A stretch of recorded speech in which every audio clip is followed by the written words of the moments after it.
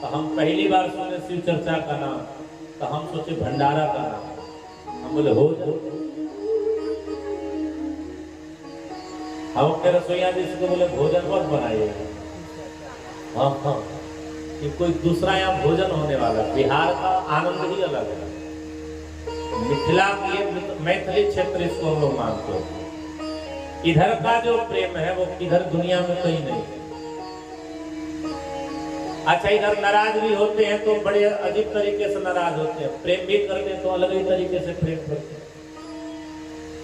इधर का प्रेम भी अनोखा है, नाराजगी भी अनोखी है। जैसे अभी हम जब आए गाड़ी से उतरे तो 2-4-10 लोग कुर्सी पर बैठे, हम ही देख के हंस रहे थे। थोड़ा सा उठ के फिर बैठ गए। हम मन में सोचे सब होशियार है, सोच रहे हैं कि बाबा हमारा कुर्सी न कब्जा करे। तो हम बोले तुम ही थोड़ी ना होशियार है, हम होशियार है, हम अपने हाथ में कुर्सी लेके बैठे। हम बोले यही तो मिथिला का प्रेम है। अरे इसी मिथिला में हमारे सुखदेव जी महाराज जनक जी के दरबार में 1 महीने तक जूते चप्पल जहां रखे जाते हैं स्वयं बेचारे बैठ गए, तो हम बैठ गए तो क्या होगा। अपनी स्मरण बता रहा हूं। हम सोचे कि भैया कोनो अच्छा भोजन पानी मिलेगा। अयोध्यावासी अच्छा, जैसे हम आए पंडित जी के घर रुके, दुबे जी के यहाँ सामने बैठे हैं। ऐसा सिद्धांतवासी इस अवस्था में पुरुष मिलना बड़ा मुश्किल है, जो अपने सिद्धांतों पर बड़े अड़े हैं। उन्होंने पहला जो शब्द कहा, महाराज क्योंकि हम लोग सुबह 3 बजे के चले, दौड़ते दौड़ते 9 बजे तक पहुंचे अगे आए। तो उनको देखो यही होता है, पितृतुल्य जब कोई व्यक्ति मिलता है तो सबसे पहले अपने वात्सल्य को ही दर्शाता है। तो उनका जो पहला शब्द था हमारे प्रति, बोले नाश्ता तो हो ही ना। हम बोले अब वो ना हो तो कब होगा। बोले क्या खाएंगे आप सब? हम बोले जो खिलाएंगे। तो बोले दही चूड़ा खाएंगे। हम कहे बस बस हम मिथिला में आ गए, प्रसिद्ध इधर का है। तब आप बोले अरे नहीं नहीं रोटियों सब्जी मिलता है। हम बोले हम अयोध्यावासी हैं, दही चूड़ा थोड़ा कम पसंद करते हैं। लेकिन सही बता रहे हैं हम अपनी बात। परदेसिया हम बैठे, हम सोचे भैया इस चर्चा को अलग भंडारा हो, कोई अलग मिठाई हो। अब माताएं सब झुआ भर के बैठ के, झुआ भर के मतलब ज्यादा ढोलक झाल लेकर एक जो हम चीज देखे, हमारी माताएं बड़े ध्यान से सुनिए। वहां जितना माई बहन थी ना, सब दूसरे के पांव छू रहे थे। गुरु बहिना जैसे आपको सब करती है कि नहीं? यहाँ कितनी लोग हैं जो शिव चर्चा में जरा हाथ उठाओ। आओ भाई, आप हो हैं, आप तो हेड हो, आपका लक्षण बता रहा है। आप तो हेड हो, बैठकीय बता रहा है कि आप हेड है। हेड ऑफ डिपार्टमेंट सामने बैठे। एक चीज हम जब देखें, वहां जितनी माताएं आ रही थी सब गोड़ लग रहे थे। गुरु बहिना जैसे हम बगलिया थे, कौन हमको पूछबे नहीं किया। पंडित जी को पता हम करे चाहिए। माताओं को जो अपना भाव था सभी माताएं गाई, भगवान को मनाइए, अच्छी विषय है। शिव जी को मनाइए, क्योंकि शिव जी कौन है? बोले आपको गुरु बनाने की जरूरत नहीं है। आपका जन्म हुआ तो शिव जी आपके गुरु बन गए, क्योंकि तुम त्रिभुवन गुरु वेद बखाना। ऐसे शिव को गुरु बनाने की जरूरत नहीं है, स्मरण करने की आवश्यकता है। अब माताएं गीत अलग अलग तरीके से गा रहे हैं। तो जो जजमान की हम कथा करें तो उसकी 2 बहू दोनों शिव चर्चा में जुड़ी थी। एक दिन हम देखे सासू बैठी थी, कोनो प्रणाम नहीं थी। हम बोले धन्य हो शिव चर्चा, गुरु बहिने तक पांव लागी बा, आगे कछु ना हो। लेकिन एक बात ध्यान में रखिएगा, जिसको गुरु के प्रति अटूट श्रद्धा हो जाती है, या यूं कहो जिसके ऊपर गुरु कृपा कर दे, वह जगत में सर्ववंदनीय हो जाता है। यमाश्रितो हि वक्रो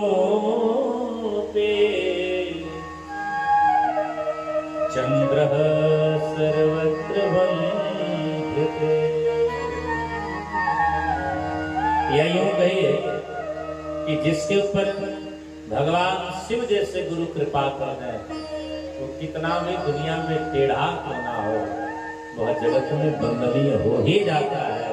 और यह भगवान शिव जी में सामर्थ्य है। इसलिए गोस्वामी जी ने कहा कि मैं भगवान शिव को प्रणाम कर रहा हूँ। क्यों प्रणाम कर रहा हूँ?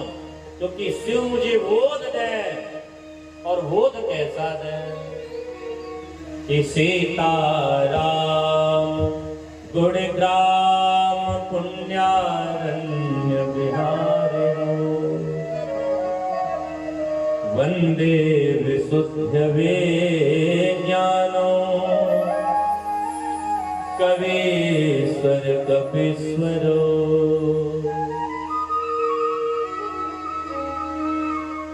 एक छोटी सी बात बड़े ध्यान से रखिए। श्रद्धा विश्वास दृढ़ हो, गुरु की कृपा महत्व हो गए, तो आपको सब में भगवान की दृष्टि आएगी। गोस्वामी जी ने कहा जो संसार है, संसार रूपी बनराय में हम सीताराम जी के चरणों में विहार करना चाहते हैं, लेकिन जैसे कोई घनघोर जंगल हो, कोई यात्री जा रहा हो, मार्ग भटक जाए, तो पथ प्रदर्शक की आवश्यकता होती है। तो गोस्वामी जी से लोगों ने कहा सीताराम रूपी बगिया में अगर आप भटक गए तो आपके पथ प्रदर्शक कौन है? गोस्वामी जी ने कहा दो लोग, कवीश्वर कपीश्वरो। कवीश्वर कौन? बोले वाल्मीकि जी महाराज। और कवीश्वर कौन? बोले हम हमारे श्री हनुमान जी महाराज। गोस्वामी जी महाराज कहते हैं कि सीताराम रूपी बगिया में स्वच्छंद रूप से विचरण करने के लिए जैसे हनुमान जी महाराज स्वच्छंद रूप से विचरण किए, ऐसे भगवान हम पे भी सहायक हो गए और हम सीताराम जी के मंगल बगिया में स्वच्छंद रूप से हम विचरण करें। आगे हमारे गोस्वामी जी महाराज भगवती श्री सीता जी की वंदना करते हैं और एक भाव उन्हें बड़ी प्यारी लगती है। गोस्वामी जी की विनय पत्रिका में गोस्वामी जी महाराज जी ने विनय पत्रिका में भगवती श्री जानकी जी की जब वंदना करी है तो गोस्वामी जी ने कहा मैया कृपा कबहु कयंब अवसर पाए, कबहु कयंब अवसर पाए। सब गाइए, कबहु कयंब अवसर पाए, कबहु कयंब अवसर पाए। मेरी ये सुधी ध्याए मेरी ये सुधी ध्याए करुण कथा चलाए, कबहु कयंब अवसर पाए, कबहु कयंब अवसर पाए।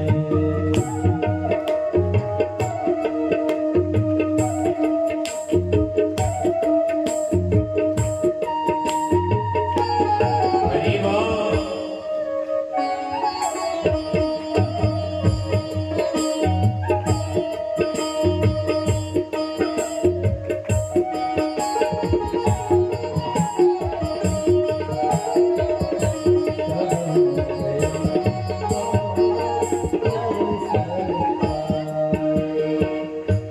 दीन सब अंगहीन छीन मलिन अभी आघाई,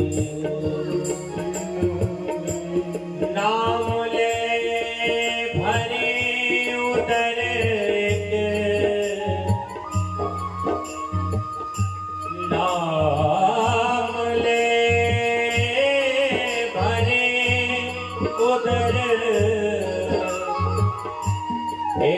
प्रभु दासी दास कहाए बुझबे सो है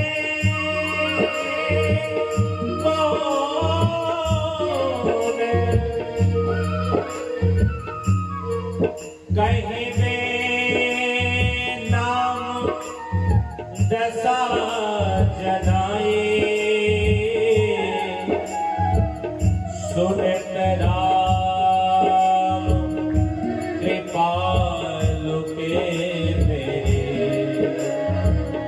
बिगड़े अब बनाए कब हो गयम्ब अवसर पाए कब हो गयम्ब अवसर पाए कब हो गयम्ब अवसर पाए कब हो गयम्ब अवसर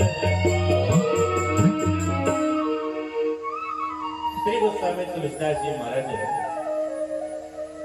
बड़े भाव के साथ श्री किशोरी मैया की वंदना करते हैं और गोस्वामी जी महाराज कहते हैं उद्भव स्थित सुंदर कारणं क्लेश हारणे सर्व श्रेयस्करीं श्रीतां नतो हम राम।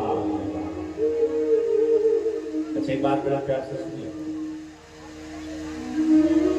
राम जी से पहले गोस्वामी जी ने जानकी जी को इस जगत की सृजन करता, जगत की पालन करता और जगत की संहार करता होता है।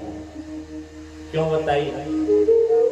क्योंकि गोस्वामी तुलसीदास जी महाराज जी के नेत्र में भक्ति है और गोस्वामी तुलसीदास जी महाराज जी कहते जो संपूर्ण संसार का श्रेय करने वाली है, ऐसे हम श्री किशोरी को प्रणाम करते हैं। यहाँ सर्वश्रेय का एक भाव है। सब जोड़ से बोलो जय सिया राम।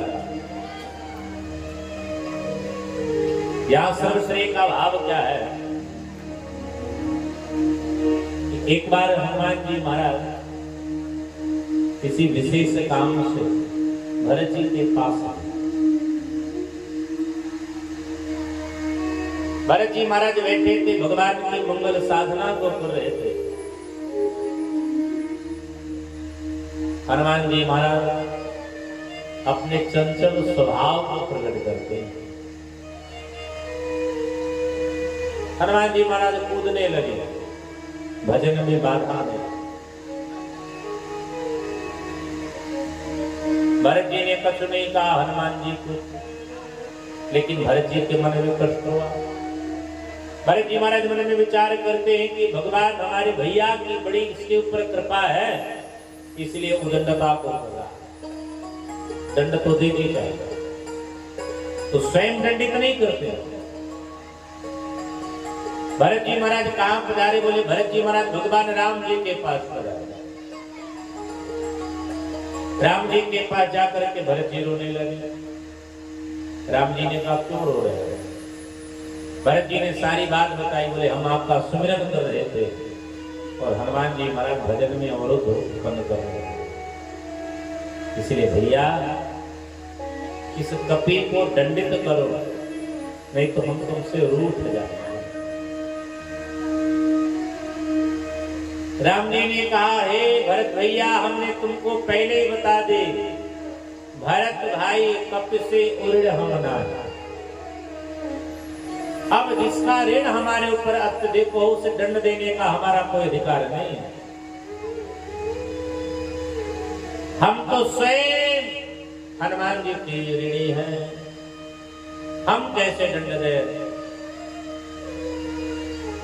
भरत जी बोले भैया बात तो ठीक है, लेकिन हमने दंड देने के मन में ठान ली। राम जी ने कहा साधु कभी किसी को दंड नहीं देता, और जो साधु दंड देने लगे उसकी साधुता का मतलब क्या? इसलिए तुम्हारी साधुता थोड़ी धूमिल हो रही है, लेकिन फिर भी तुम मेरे भाई है और तुमने मेरे लिए त्याग बड़ा किया है, इसलिए बताओ मैं क्या दंड दूं? भरत जी हंसने लगे। भरत जी ने कहा भैया एक काम करो, तुम हनुमान जी को ऐसे दंड दो जिससे हनुमान जी को भय उत्पन्न हो जाए। राम जी ने कहा इसमें कौन बड़ी बात है, अभी हम हनुमान जी को अपने से दूर कर देते हैं, और जब हम हनुमान जी को अपने से दूर कर देंगे तो हनुमान जी के लिए ये मृत्यु दंड के बराबर कर देगा। हनुमान जी महाराज चहलते उछलते कूदते राम जी के भवन में प्रवेश कर रहे हैं। राम जी ने कहा खबरदार, जो कमरे में प्रवेश किए हनुमान जी छिपक गए। हनुमान जी ने हाथ जोड़ करके कहते भैया कहा बात हो, हे प्रभु क्या हुआ, आप क्यों दंड कर रहे हो, अपने से दूर क्यों कर रहे हो। राम जी ने कहा हम तुमको दंड दे रहे हैं, तुम हमसे दूर चले जाओ। हनुमान जी की आंखों में अश्रु आ गए, झरझर झरझर रोने लगे। राम जी ने भरत जी की तरफ इशारा किया, क्यों अब ठीक है। भरत जी मन ही मन बोले ठीक तो है पर पूरा ठीक नहीं है, क्योंकि हमसे अपराध हो गया कि हम हनुमान जी को राम जी से दूर कराए। अच्छा देखो जो दंड दे रहा है, भरत जी को हनुमान जी के ऊपर दया आ गई। अब राम जी से तो कह नहीं सकते, क्योंकि रघुकुल की बात है कि रघुकुल रेत सदा चले आई, प्राण जाए पर वचन ना, प्राण चले जाए वचन ना जाए। अब राम जी से तो कह नहीं सकते कि आप उनको बुलाइए, तो भरत जी चुपके से श्री सीता जी के पास आए कि कबहु कयंब अवसर पाए, कबहु कयंब अवसर पाए, कबहु कयंब अवसर पाए, कबहु कयंब अवसर पाए।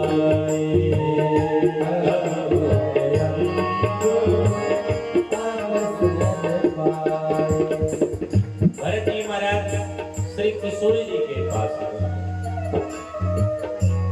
मैया चुपचाप बैठी है। भरत जी महाराज किशोरी जी के पास जाकर के चरणों में माथा झुका हुआ।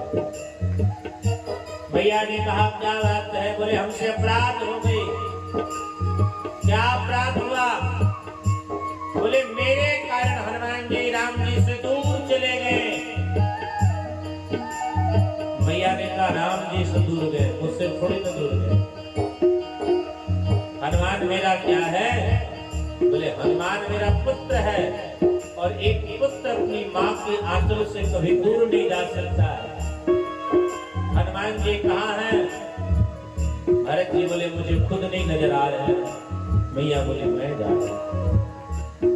तो मैया को पता था कि जब हनुमान जी को तकलीफ होती थी तो हनुमान जी कहाँ रहते थे। हनुमान जी को जब तकलीफ होती थी तो हनुमान जी महाराज सरयू जी के किनारे बैठ करके रोया करते। मैया सरयू के तट पर ढाली, हनुमान जी की आंखों में अश्रु है और होठ सिसक रहे हैं, पर जिभ्या नाम गा रहे हैं। नाम कैसा गा रहे कि मैया जानकी जग जननी जनकी किए बचन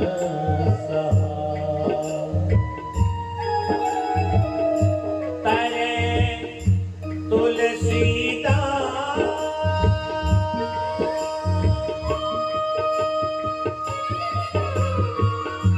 तारे तुलसीदास भव तव नाथ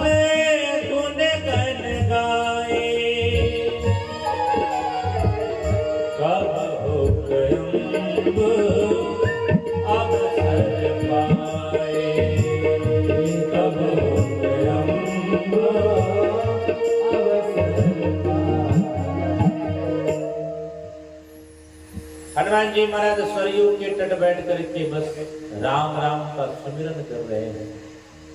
मैया जानकी जी ने हनुमान जी के माथे पर ऐसे सर रखे, बोले बेटा बाप नाराज हुआ तो क्या है, माँ तेरे साथ है। हनुमान जी ने चरण को पकड़ लिया। मैया बोले राम जी ने तुमको दूर किया है, मैं तो साथ हूं, मैं चल तुमको राम जी से जोड़ देती हूँ। हनुमान जी बोले नहीं जुड़ेंगे, बोले मैं जोड़ूंगा। हनुमान जी ने कहा कैसे?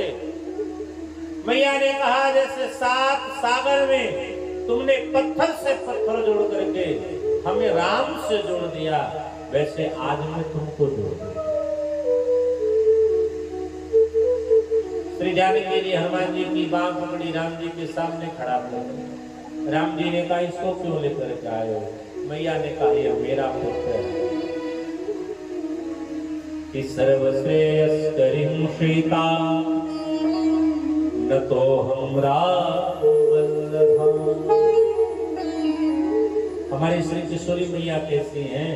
बोले हमारी श्री किशोरी मैया सबको श्रेय देने वाली है।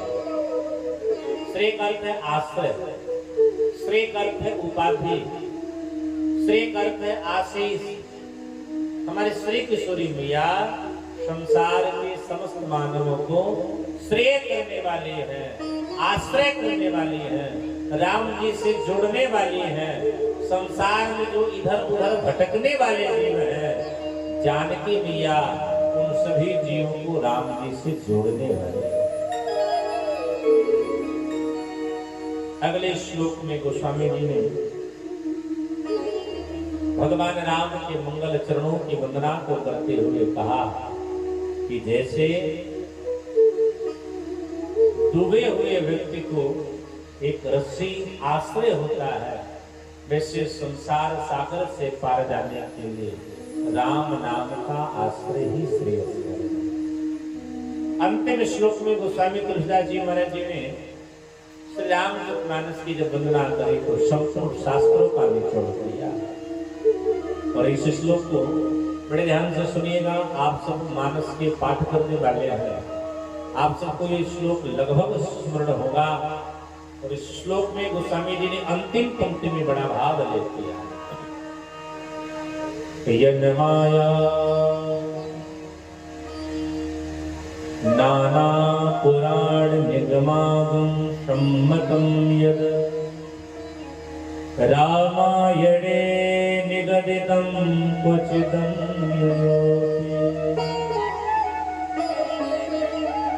स्वान्तः सुखाय तुलसी रघुनाथ भाषा निबध्य मति मंजुल मातनो।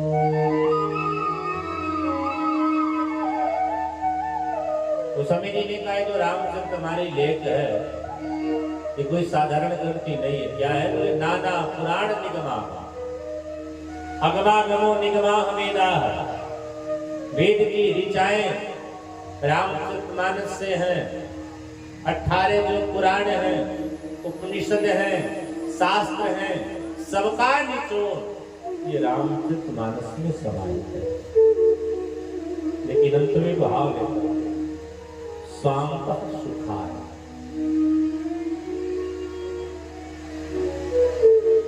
स्वांतः सुखाय का क्या है? या स्वांतः सुखाय का अर्थ है स्व अंतःकरण सुखाय। स्वांतः सुखाय का अर्थ क्या है?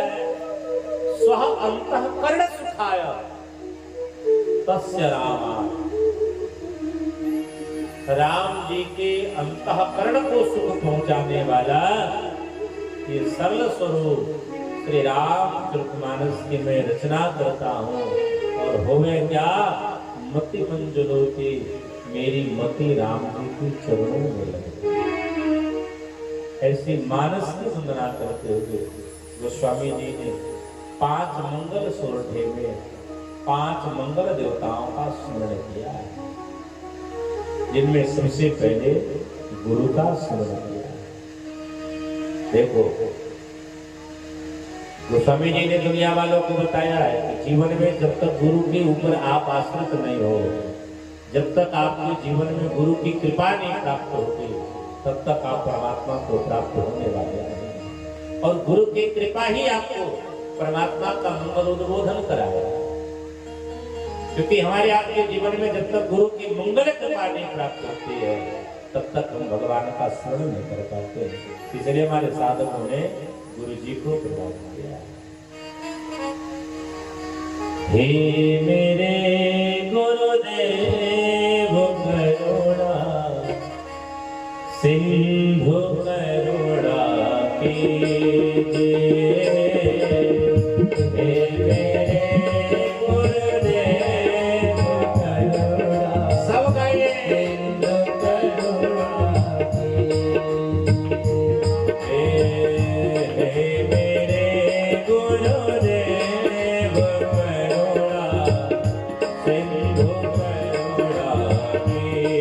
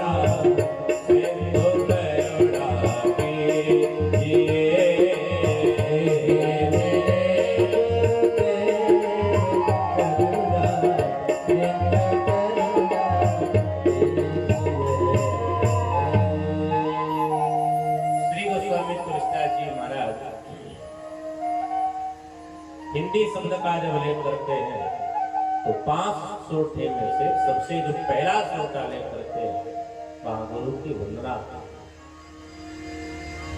और अंत में एक बड़ी प्यारी पंक्ति लेप करते हैं, बंदा गुरु पद्म परागा, बंदा गुरु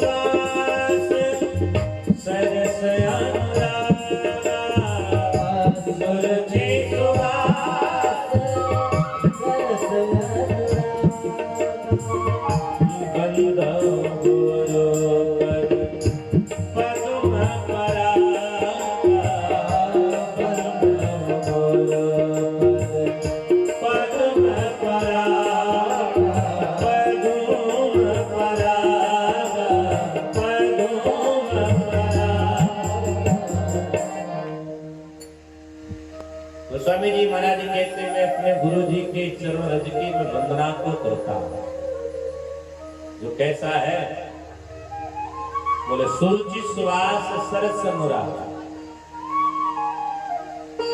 जो कैसा है बोले जो अनुराग रूपी रस से परिपूर्ण है। अच्छा देखो, किसी की आंखों में जब रज का कण चला जाता है होती क्या है बोले आंखें बंद हो जाती है, लेकिन गुरु के चरण रज की इतनी सुंदर महिमा है हो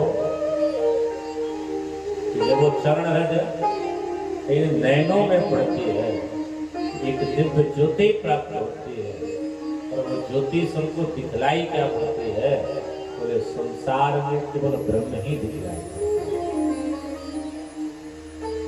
अरे जीवन में गुरु की कृपा होनी चाहिए, गुरु कृपा से ज्यादा गुरु पर विश्वास होना चाहिए। गुरु जो कह दें उन पे दृढ़ विश्वास रखना चाहिए। आजकल हम गुरु तो बना लेते हैं पर विश्वास करना नहीं जानते, और आप जब तक अपने गुरु पर विश्वास नहीं करोगे, सत्य मान लो, कभी आपका कल्याण होने वाला नहीं है। रावण ने शिव जी को गुरु बनाया हो लेकिन शिव जी पर उसे भरोसा नहीं था। हाँ, अच्छा एक बात बताइए, उस चेला को जो अपने गुरु जी के घर जाए, गुरु जी के घर में भूकंप आ जाए, तो चेला कौन नहीं? एक बार रावण कैलाश पर्वत गया तो रावण मन में विचार किया सारी दुनिया गुरु जी के चरण की वंदना करता। कुंभकर्ण ने कहा तुम का वंदना करो, बोले हम गुरु जी के सिंहासन की वंदना करें। हम लोग करते क्या है बोले गुरु जी के पांव को अपने सर पे रखते हैं। तो रावण कहा पांव सर पे रखते रखते हम थक गए हैं, लाइए हम गुरु जी के सिंहासन ही सर पे रख लेते हैं। तो कैलाश पर्वत को उठाने लगा, कैलाश पर्वत डगमगाने लगा। पार्वती जी बोली प्रभु भागिए, भगवान बोले क्यों? मैया ने कहा भूकंप आ गया। बाबा ने कहा देवी भूकंप नहीं आया, हमारा बड़का चेला आ गया। मैया बोली हम आपको प्रणाम करते हुए एक निवेदन सुनिए, ऐसे चेला को घर में कभी न बुलाई। बोले काहे? बोले जौने चेला के आवे से गुरु जी के घर में भूकंप आ जाए तो गुरु जी की भलाई इसी में तू चेला के घर चले जाए। तो तब से रावण कैलाश पर्वत कभी नहीं आया। शिव जी डेली लंका जाते थे पूजा करवाने के लिए। अब चेला भागा है जिसके घर गुरु जी जावे डेली पूजा कराने के। हम गुरु तो मना लेते हैं पर विश्वास नहीं कर पाते। एक बार की बात है ना कि किसी के घर गर्मी के महीने में एक बार गुरु जी आए। जोर से बोलो जय सिया राम। चेला ने देखा गुरुजी गर्मी से एकदम तरबतर, पूरा पसीना से भीगे भीगे। तो चेला अपने बेटा से कहा, बेटा गुरुजी आज चौकी बिछा। चौकी बिछाया, गुरुजी के लिए बिस्तर लगा।